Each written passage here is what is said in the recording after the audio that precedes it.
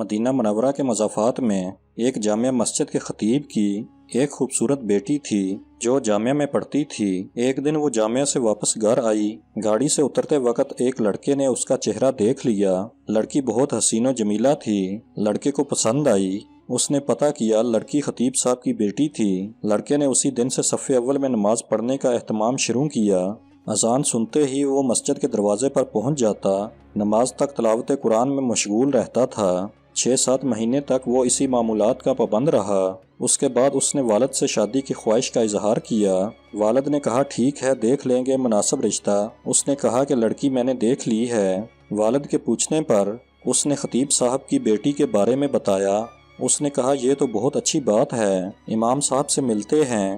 عمائدین محلہ کے ساتھ امام صاحب کی خدمت میں حاضر ہوئے۔ امام نے لڑکے کے بارے میں پوچھا۔ انہوں نے اسی لڑکے کی طرف اشارہ کیا۔ خطیب نے لڑکے کی دینداری کو دیکھ رشتہ لڑکی سے مشورہ کرنے اور رضامندی ظاہر کرنے پر قبول کیا۔ چنانچہ رشتہ طے ہوا۔ 6-7 ماہ بعد شادی ہوئی۔ شادی کے کچھ عرصے بعد لڑکے نے نماز پڑھنے میں سستی شروع کر دی۔ 1-2 ماہ بعد لڑکے نے داڑھی کاٹ دی۔ گھر آنے پر لڑکی نے سخت ناراضگی کا اظہار کیا۔ اس نے کہا کہ یہ نمازیں تو میں تمہیں حاصل کرنے کے لیے پڑھ رہا تھا، اب مقصد حاصل ہو چکا ہے، اب کیا ضرورت؟ لڑکی یہ سن کر بہت افسردہ خاطر ہوئی اور جا کر والد صاحب سے کہا کہ اس بے دین کے ساتھ ایک دن نہیں رہنا چاہتی۔ یہ معاملہ محکمہ عدل تک پہنچ گیا۔ قاضی نے دونوں میں تفریق کا فیصلہ کیا۔ لڑکا بہت پریشان ہوا۔ اس نے بہت کوشش کی لیکن لڑکی کو دوبارہ نہ پا سکا۔ لڑکے نے ایک جادوگر سے مدد حاصل کرنے کا فیصلہ کیا۔ جادوگر نے رقم ادا کرنے کا مطالبہ کیا۔ لڑکے نے سارے پیسے پیشگی ادا کیے۔ کچھ دن گزرنے کے بعد جادوگر نے مزید پیسوں کا مطالبہ کیا۔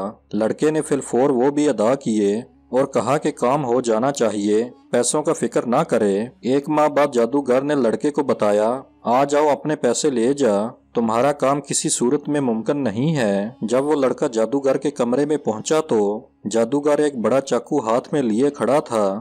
جادوگر ایک بڑا چاقو ہاتھ میں لیے کھڑا ہے۔ لڑکے نے حیرت زدہ انداز میں پوچھا یہ کیا کر رہے ہو؟ جادوگر نے کہا کہ مجھے قتل کر دو ورنہ 2 قتل کر دیے جائیں گے۔ لڑکے نے کہا میں یہ نہیں کر سکتا، لہٰذا میرے پیسے دے دو۔ اس نے پیسے دے دیے۔ لڑکا پیسے لے کر بھاگنے لگا۔ دریں اثنا پولیس نے لڑکے کو پریشان حالت میں بھاگتے ہوئے دیکھ کر گرفتار کر لیا، پیسے ضبط کر لیے۔ لڑکے کے توسط سے پولیس جادوگر تک پہنچ گئی۔ جادوگر نے پولیس کو کہا مار ڈالو، میں مرنے والا ہوں، مجھے وہ نہیں چھوڑیں گے۔ پولیس دونوں کو قاضی کے پاس لے گئے۔ قاضی کو جادوگر نے پوری کہانی سنائی کہ ہم استمداد بالشیطان کے ذریعے جادو کا عمل کرتے ہیں اور کامیاب ہو جاتے ہیں، لیکن اس لڑکی پر جب میں نے یہ عمل کیا اور شیطانوں سے مدد حاصل کرنے کی کوشش کی تو اس گھر کے حفاظت پر فرشتے مامور تھے۔ پھر میں نے دوسرا عمل کیا، تب بھی فرشتے مامور تھے، لیکن پہلے سے تعداد میں زیادہ۔ اس کے بعد میں نے رئیس الشیطان سے مدد لینے کی کوشش کی۔ اس بار جب وہ گھر کے پاس گئے تو وہاں جبرائیل امین کھڑے تھے۔ اس دن کے بعد سے اب مجھے وہ شیطانی گروہ مارنے پر تلے ہیں۔ قاضی حیران ہوا۔ اس نے خطیب صاحب کو بلایا۔ جب امام صاحب تشریف لائے تو انہوں نے پوچھا کیا عمل کرتے ہو کہ فرشتے آپ کے گھر کی حفاظت پر مامور ہیں؟ اس نے پوچھا کیوں، کیا ہوا؟ کیونکہ اس کو پتہ بھی نہیں تھا کہ یہاں کیا چل رہا ہے۔ جب انہوں نے امام صاحب کو پوری کہانی سنائی تو خطیب صاحب نے کہا کہ ہمارے گھر میں صبح روز سورہ بقرہ کی تلاوت ہوتی ہے اور جس گھر میں سورہ بقرہ کی تلاوت ہوتی ہے اس گھر پر جنات اور شیاطین کا اثر نہیں ہوتا۔